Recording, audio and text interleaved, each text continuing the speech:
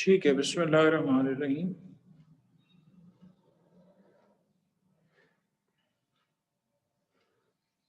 Revise करवाइए जरा,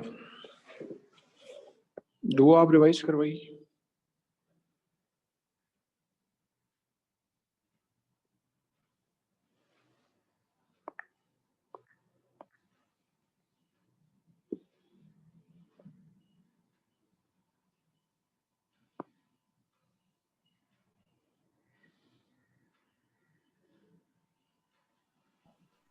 अस्सलाम वालेकुम सर। जी वालेकुम सलाम। सर कल हमने 4 एस्पेक्ट्स पढ़े थे सेकेंडरी ग्रोथ के। ठीक है, 4 एस्पेक्ट्स पढ़े थे सेकेंडरी ग्रोथ के। हार्टवुड और सैफवुड में डिफरेंशिएट करवाइए। Sir, sapwood is that wood which is functional in transport of water and salts, whereas hardwood is mainly associated with the function of support. ठीक है, और बताओ और क्या है, और क्या डिफरेंस है? और सर हार्डवुड के अंदर बहुत सारे केमिकल्स की डिपोजिशन हुई होती है, जैसे सुब्रीन, टैनिन और गम्स, जबकि सैपवुड में नहीं होता ऐसा। ठीक है, अब मेरा सवाल जरा गौर से सुनना। फेलोजिन, फेलम और फेलोडम में फर्क बताओ। सर जो फेलोजेन होती है उसकी परपेंडिकुलर ग्रोथ से फेलोडर्म और फेलेम प्रोड्यूस होता है। ठीक है, जो सेल्स वो फेलम, अंदर की फेलम कैसे बनता है? फेलेम जो है वो फेलोजेन की ऊपर जो सेल्स बनते हैं उनसे फेलेम बनता है, और जो नीचे की तरफ वो सेल्स बनाती है वो फेलोडर्म होता ठीक है, फेलोडम कौन से सेल्स से मुश्तमिल होता है ये बताओ। है। Sir collenchyma cells. Collenchyma cells से मुश्तमिल होता है। और जो फेलम होता है वो क्या होता है? एक लफ्ज मैंने एक सेंटेंस इस्तेमाल किया था, मुझे जरा बताओ। Sir, phylum are rectangular cells which are arranged in radial rows. शाबाश, उसमें क्या डिपॉजिट होता है? Subrain. क्या? Subrain. सुबरिन। Subrain. हाँ, सुबरिन डिपॉजिट होता है। आप कहती हैं तो मैं इसको सुबरेन ही कहना शुरू कर देता हूँ। मैं जिन स्कूल में पढ़ा हुआ हूँ, हो सकता है कि अब कोई नया प्रोनाउंसिएशन आ गया हो। क्या कहती हैं दुआ? जी हो सकता है सर। सर मेरे कॉलेज में टीचर ऐसे बोल रही थी। ओह, कॉलेज में पढ़ाई शुरू हो गई, मुबारक हो। कॉलेज में जा रही हैं आप? सर अभी तो नहीं, लेकिन जब जा रही थी तो तब टीचर ऐसे बोल रही थी। क्या सुबरेन बोल रही थी? जी सर। हैं? जी सर वो ऐसे बोलती थी। अच्छा, चलो मुझे ये बताओ जरा, स्प्रिंग रिंग और समर रिंग में डिफरेंशिएट करो, क्या फर्क है बेटा? शाबाश। सर स्प्रिंग रिंग जो है वो वाला जाइलम होता है जो स्प्रिंग सीजन में बनते हैं, और उनके सेल्स बड़े बड़े होते हैं, प्रॉपरली स्पेस्ड होते हैं, और जब हम माइक्रोस्कोप के नीचे देखते हैं तो वो बहुत लाइट अपीयरेंस होता है उनका। जबकि जो समर रिंग होता है वो वाले सेल्स होते हैं जो सेकेंडरी ग्रोथ के रिजल्ट में बने होते हैं, और उनके सेल्स बहुत करीब करीब होते हैं, और बहुत डार्क अपीयरेंस होता है उनका। और सेल्स का असल डायमीटर छोटा होता है। सेल्स करीब हो ना हो, लेकिन क्या कहते हैं, सेल का डायमीटर छोटा होगा, ठीक है, जिसकी वजह से वो डार्कर अपीयरेंस देते हैं। ठीक है, जिसकी वजह से वो डार्कर अपीयरेंस देते हैं। पूरा प्रॉपर डिफरेंस के अंदाज में बताओ ना, समर रिंग और स्प्रिंग रिंग के दरमियान। असल में पार्टिसिपेंट भी बेटा अभी ऐड हो रहे हैं, शुभ लोग मगरिब की नमाज पढ़ रहे होंगे ना, तो मैं अच्छा है तुमसे बात कर लूं। प्रॉपर डिफरेंशिएट करो। 3 डिफरेंस बता दो दोनों के दरमियान, जिस तरह तुम एग्जाम में अच्छा लिखो। सर पहला, अच्छा तो पहला डिफरेंस तो हम डेफिनेशन का कर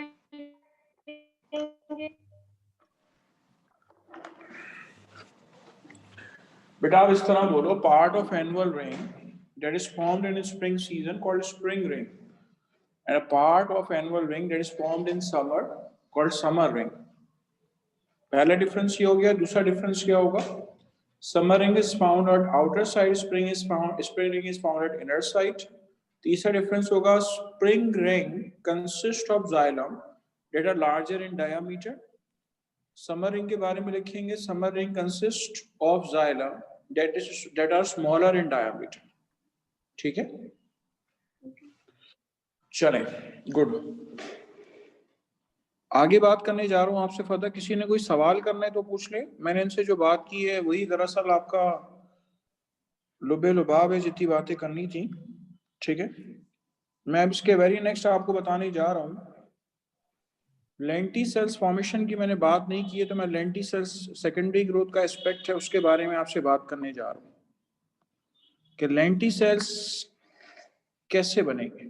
ठीक है, तो next to it is going to tell you about कि लेंटी सेल्स कैसे बनेंगे। चले आगे आ जाइए।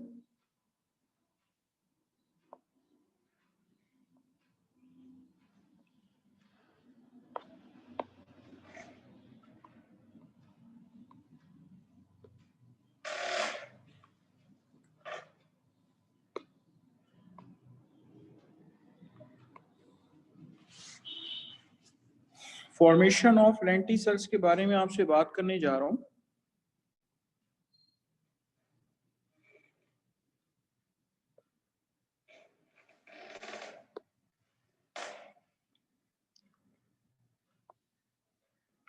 सेकेंडरी ग्रोथ का एक और एस्पेक्ट। अच्छा, लेंटी सेल्स बताते बताते मैं आपको कल वाली भी थोड़ी सी चीज रिवाइज कर दूंगी, हो सकता है किसी ने मिस कर दिया हो। ये देखिए, ये आपके पास मौजूद है, ये आपके पास मौजूद है एपिडर्मिस की लेयर। इसके नीचे मैंने आपको कहा कि कॉर्केमियम के सेल्स मौजूद होते हैं। मैंने आपसे अर्ज किया कि ये बाहर की जानिब डिवाइड होते हैं। ठीक है, ये बाहर की जानिब डिवाइड होते हैं और बाहर की जानिब डिवाइड होकर radial rows of rectangular cells बनाते हैं। ठीक है, they form radial rows of rectangular cells, जिनमें क्या होता है, जिनमें अल्टीमेटली सुबरिन डिपॉजिट हो जाता है। ठीक है, जिनमें अल्टीमेटली सुबरिन डिपॉजिट हो जाता है। और ये सेल्स क्या होते हैं, ये सेल्स जो है ये आखिरकार डेड हो जाते हैं। ठीक है, ये सेल्स आखिरकार जो है ये डेड हो जाते हैं। हम इस रीजन को नाम देते हैं फेलेम। ठीक है, और मैंने आपसे कहा कि ये कॉर्केमियम अंदर की जानिब डिवाइड होते हैं, तो ये कॉलिन कायमा बनाते हैं, इसको हम नाम देते हैं फेलोडर। ठीक है, इसको हम नाम देते हैं फेलोडर। ये बात अभी मैंने दुआ से रिवाइज करवाई है, उन्होंने मुझे बता दी। अच्छा, अब जरा देख लीजिए कि ये जो आपके सामने फेलेम की लेयर नजर आ रही है, इसमें बेटा होगा क्या? इसमें होगा ये कि जब ये फेलेम बनती है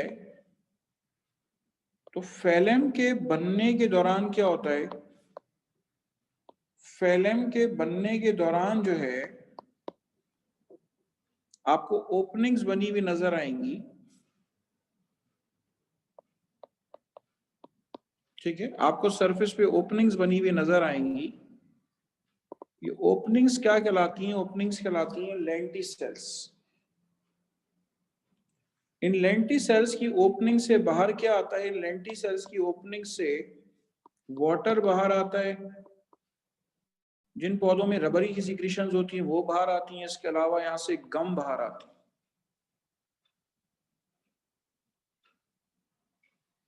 ठीक है, तो इन ओपनिंग्स को क्या नाम देते हैं? इन ओपनिंग्स को नाम देते हैं लेंटी सेल्स। ये बनती उसी वक्त है जब ये सुबरिन डिपॉजिट हो रहा होता है।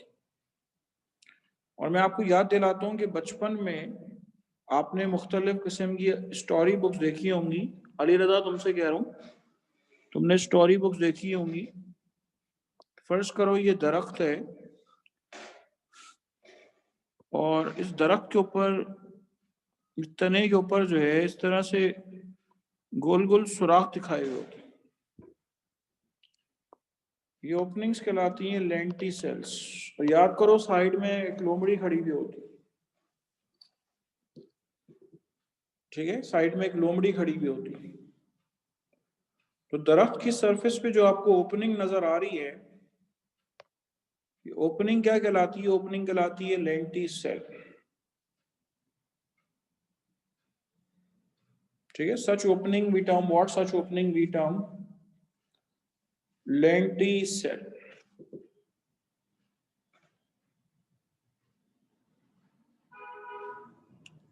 कर लें, नोट कर लें। मैंने आपको कैलस फॉर्मेशन शायद कल बता दिया था। लेंटिसेल का एक एस्पेक्ट रह गया था, नोट कर लें जरा।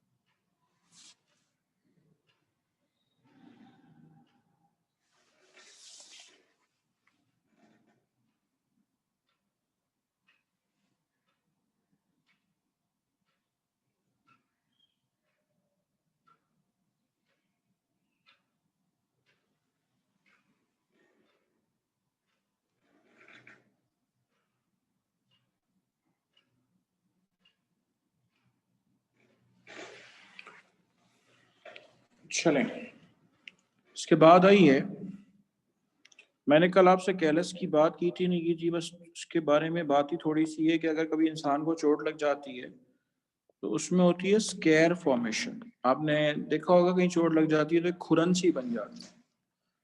पौधे को चोट लगती है या पौधे का कोई पत्ता वत्ता कोई शाख टूट जाता है तो वहां क्या होता है, वहां बचे हुए एपाइकल मेरिस्टम्स होते हैं। वो बचे हुए एपाइकल मेरिस्टम जो है, ठीक है, जो बचे हुए एपाइकल मेरिस्टम्स होते हैं उनको हम नाम देते हैं इंटर कैलरी मेरिस्टम्स। वो इंटर कैलरी मेरिस्टम्स जो है वो कैलस फॉर्मेशन करते हैं, ताकि अननेसेसरी, ठीक है, ताकि अननेसेसरी क्या हो, ताकि अननेसेसरी जो है वहां से, ताकि अननेसेसरी वहां से जो है वो कोई किसी किस्म का कोई खाना वगैरह या पानी जो है वो लीक आउट ना हो। ठीक है, तो there is actually formation of what? There is actually formation of callus. वहां पे दरअसल क्या होगा, वहां पे दरअसल कैलस की फॉर्मेशन होगी।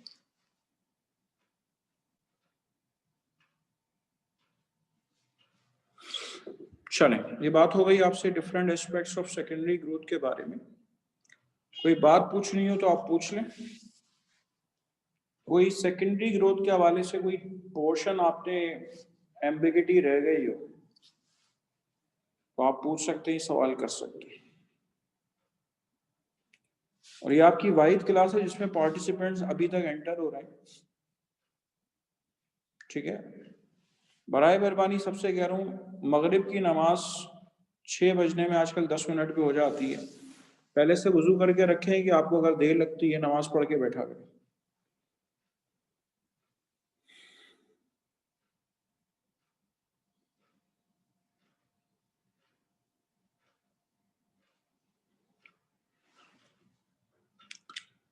चलें, चैप्टर 2 आपके पास यहाँ पे खत्म हो गया। बॉटनी पार्ट यहाँ पे खत्म हो गई आपके पास। ठीक है, बॉटनी पार्ट यहाँ पे बेटा एंड हो गया। अब आपसे चैप्टर 3 के बारे में बात करूंगा। ठीक है, बिस्मिल्लाहिर्रहमानिर्रहीम। आपसे बात करने जा रहा हूं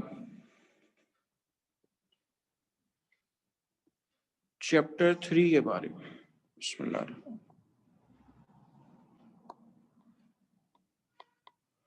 चैप्टर 3 आपका है कंट्रोल एंड कोऑर्डिनेशन।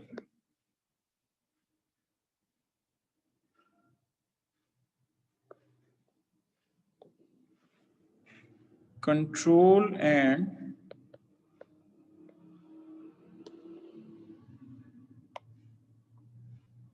कोऑर्डिनेशन।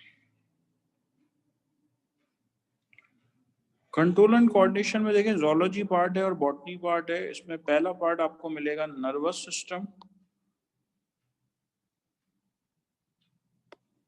और दूसरा पार्ट आपको मिलेगा एंडोक्राइन सिस्टम।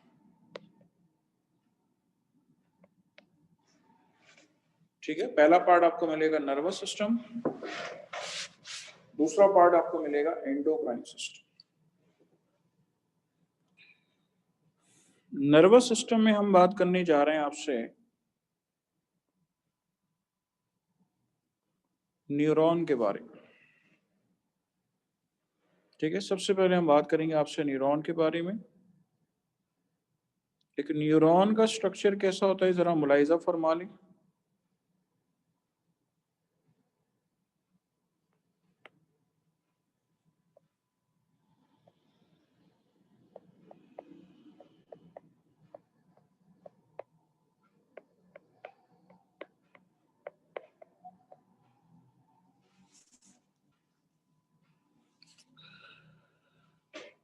देखिए, न्यूरॉन मुश्तमिल होता है किसके ऊपर? न्यूरॉन मुश्तमिल होता है सेल बॉडी पे और मुश्तमिल होता है सेल प्रोसेसेस पे।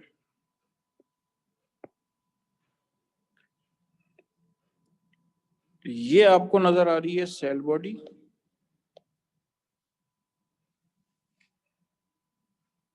ठीक है, और सेल प्रोसेसेस दो होते हैं यहाँ पे। एक कहलाते हैं डेंड्राइट्स और एक कहलाते हैं एक्सॉन। ठीक है, दीज आर डेंड्राइट्स। डेंड्राइट्स कई सारे होते हैं, एक्सॉन सिर्फ एक होता है।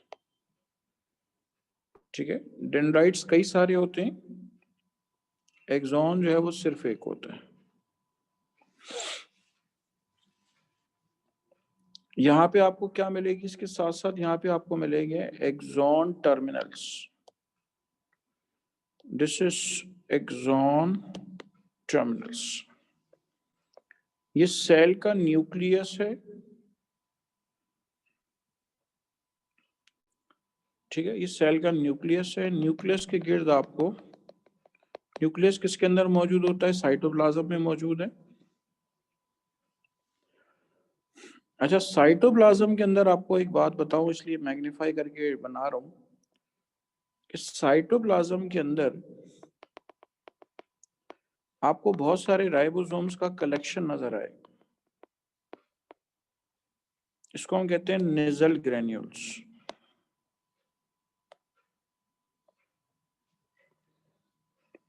ठीक है, राइबोसोम्स का कलेक्शन होता है, इसको हम नेजल ग्रेन्यूल्स का नाम देते हैं। ठीक है, राइबोसोम्स का कलेक्शन होता है, इसको हम क्या नाम देते हैं? उसको हम नेजल ग्रेन्यूल्स का नाम देते हैं।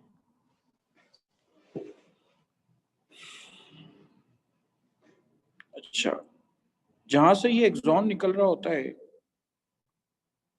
इस जगह एक इस तरह से एंगल बना हुआ होता है। ठीक है, जहां से एक्सॉन निकलता है वहां पे एक एंगल सा बन रहा होता है, उसको हम कहते हैं एक्सॉन हेलॉक, HILLOCK।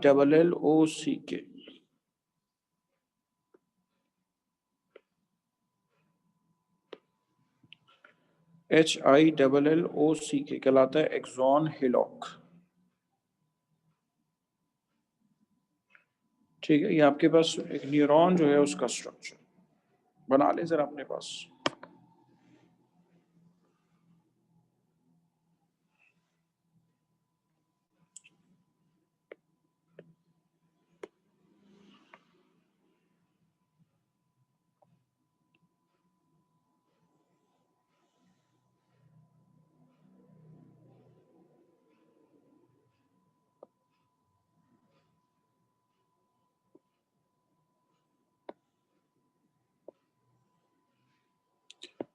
आयशा अल्ताफ बताना पसंद फरमाएंगे इतनी देर से क्यों आ रही है?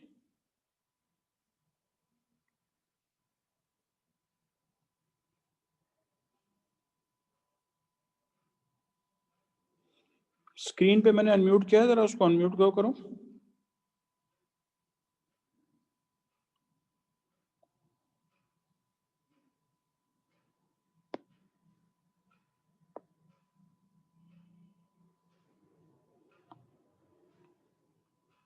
जी आयशा अल्ताफ, मैं आपसे मुखातिब हूँ।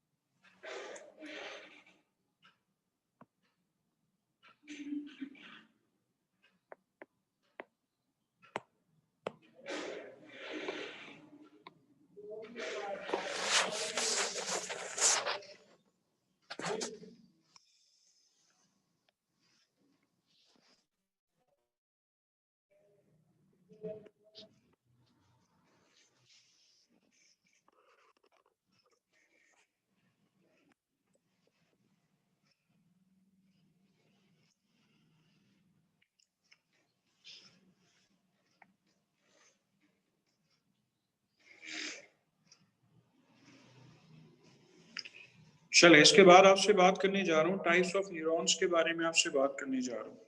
अली रजा जरा हैंड रेज करना।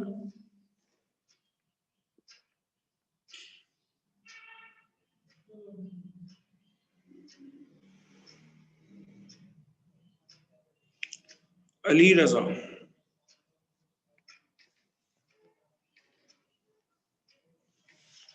अस्सलाम वालेकुम सर। वालेकुम सलाम। गैंग्लियन क्या होता है बताओगे? गैंग्लियन? जी हाँ, गैंग्लियन क्या होता है? सर नर्वस सिस्टम का ही पार्ट है ये गैंग्लियन।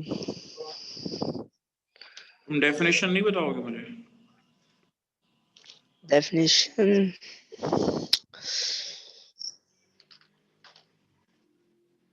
याद नहीं है मुझे। सोच लो। 9 में था ये पूरा टॉपिक, उसमें थी डेफिनेशन गैंग्लियन की। और फर्स्ट ईयर में ही बताई थी गैंग्लियन की डेफिनेशन, तुम्हें याद ही नहीं? सर वो मेरे ख्याल से क्या टिश्यू था कोई शायद।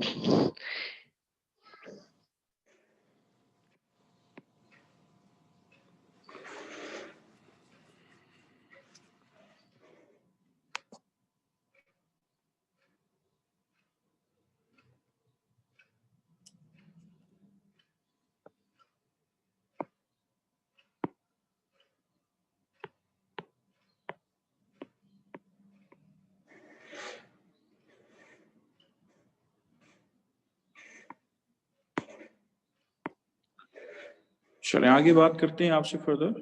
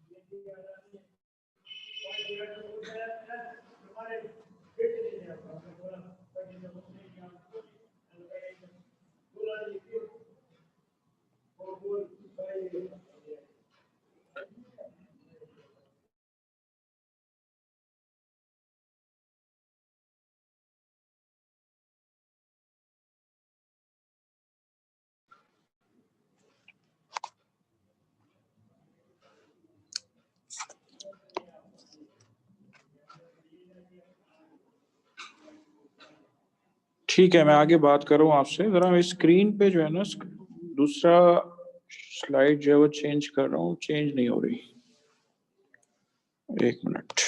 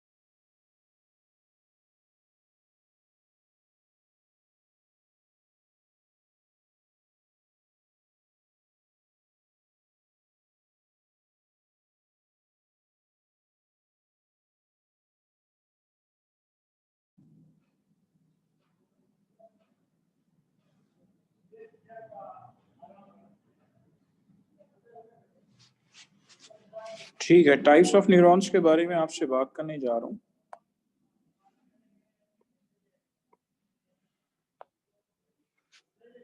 Going to tell you about types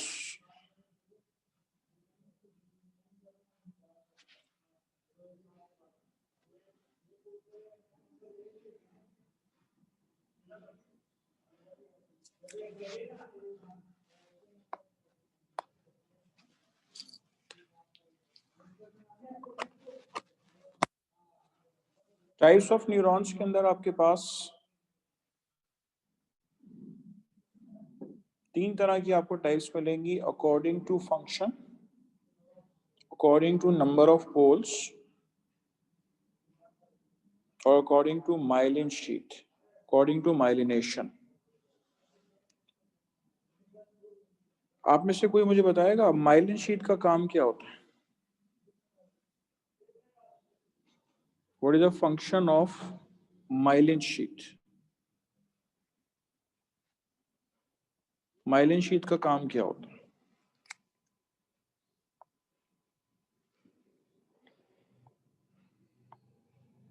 according to number of poles. आप सोचते भी जाइए और मुझे बता भी दीजिए। According to number of poles आपको जो टाइप्स मिलेंगी, तो one of the type is unipolar neurons, bipolar neurons and multipolar neurons। ठीक है, बाइपोलर न्यूरॉन्स एंड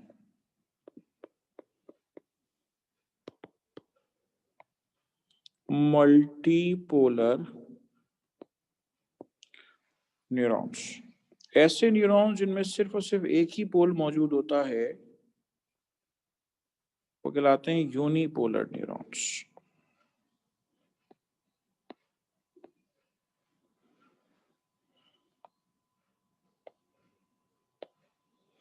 ये देखिए, ये लेबलिंग आती है एग्जाम में इसकी,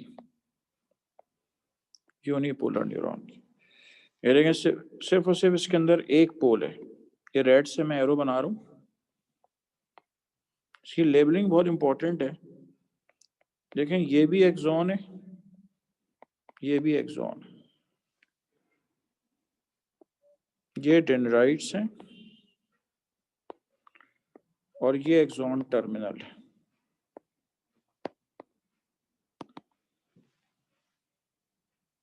ठीक है, तो किसी न्यूरॉन में अगर सिर्फ एक ही पोल मौजूद होगा तो वो क्या कहलाएगा? वो कहलाएगा यूनिपोलर न्यूरॉन। बाइपोलर न्यूरॉन कौन सा होता है? जिसमें दो पोल्स होते हैं। ये देखिए, ये बाइपोलर न्यूरॉन, इसमें टॉप के ऊपर आपको ये मिल रही हैं डेंड्राइट्स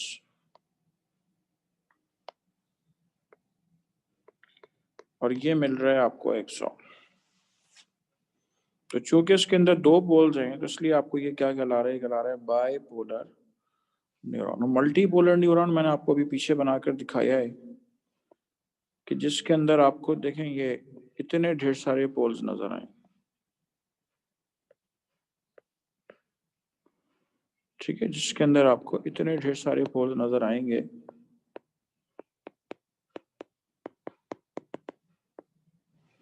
ये देखें, ये मल्टीपोलर न्यूरॉन। तो one is unipolar, the other is bipolar, and third one is multipolar neuron.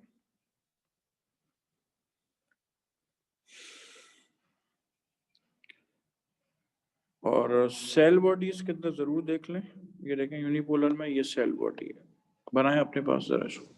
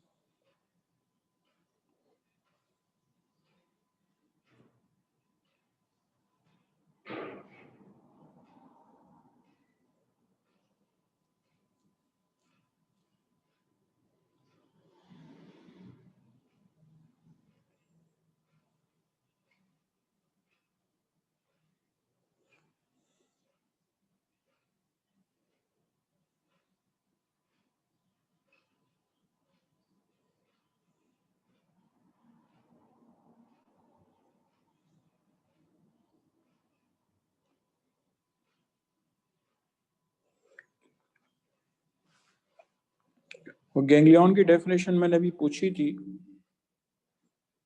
तो गैंग्लियन की डेफिनेशन भी बता दें और वो भी बता दें माइलिन शीट का काम। जी बेटा बोलो।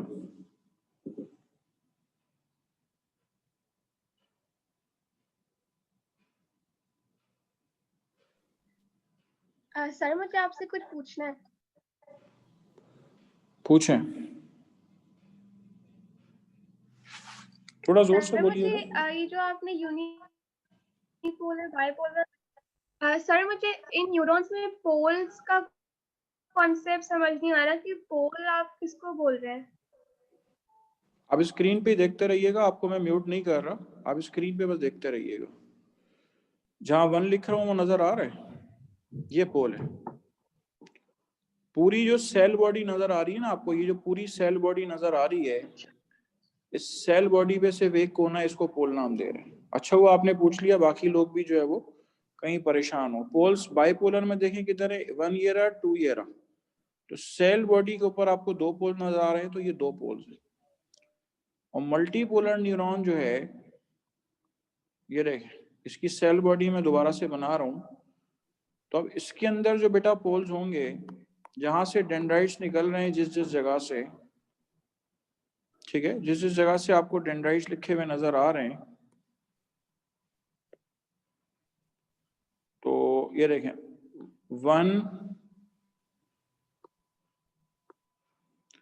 1 2 3 4 5 और 6, 1 2 3 4 और 5 और 6, ये आपके पास पोल्स हैं। और ये एक और जो एक्सॉन जहां से निकल रहा है, टोटल 7 पोल्स हैं इसके अंदर, ये इसके पोल। पूछें बेटा, नेक्स्ट क्वेश्चन पूछें, और यही नहीं पूछना था। अच्छा मुझे वो तो बता दो, गैंग्लियन किससे कहते हैं? Sir, ganglion is an aggregate of cell bodies. ठीक है, collection of cell bodies outside the CNS called ganglion. अच्छा, माइलिन शीट का काम बोलो क्या होता है? सर माइलिन शीट इंसुलेशन करती है। बस इंसुलेशन के अलावा और क्या इंसुलेशन करती करती है? है, इम्पल्सेस की स्पीड भी बढ़ाती है। सही है। कुरातुलन, आप बता रही थी कुछ? सर मैं यही कह रही थी कि माइलिन शीट वो इलेक्ट्रिकल इम्पल्सेस को ज्यादा इफेक्टिवली पास करवाती है। बिल्कुल सही, it conducts message with fast speed. ठीक है, चलें, थैंक यू सो मच।